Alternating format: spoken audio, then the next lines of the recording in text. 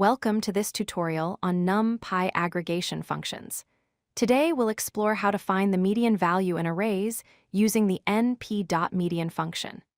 The median is a fundamental statistical measure that helps us understand the central tendency of our data.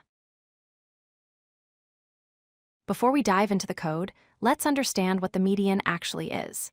The median is the middle value when your data is arranged in sorted order. For example, if we have the array 1, 3, 5, 7, 9, the median is 5 because it sits right in the middle. This makes the median particularly useful when dealing with data that might have outliers or extreme values. The syntax for using the median function is straightforward. First, we import NumPy as np, then we call np.median and pass in our array as the parameter.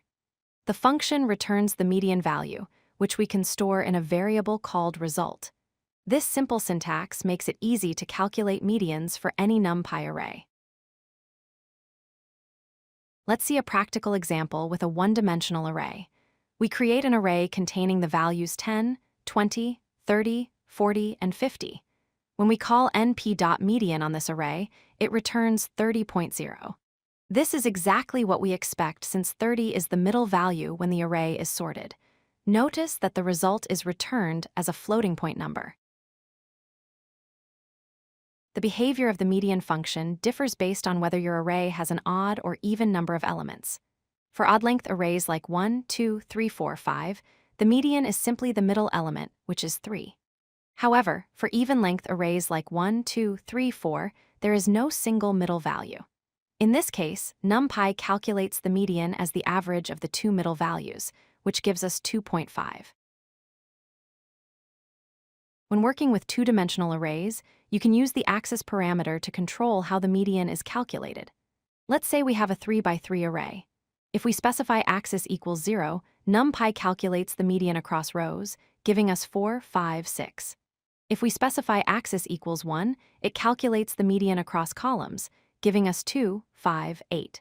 This flexibility allows you to aggregate data in the direction that makes sense for your analysis. Sometimes your data might contain NaN values, which stands for not a number. These represent missing or undefined data points. If you use the regular np.median function on an array with NaN values, it will return NaN to ignore these missing values and calculate the median of the valid data. Use np.nanmedian instead. For example, if we have 1, 2, NaN 4, 5, the NaN median function returns 3.0 by ignoring the NaN value.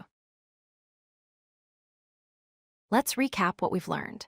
The np.median function finds the middle value in sorted data. For even-length arrays, it returns the average of the two middle values.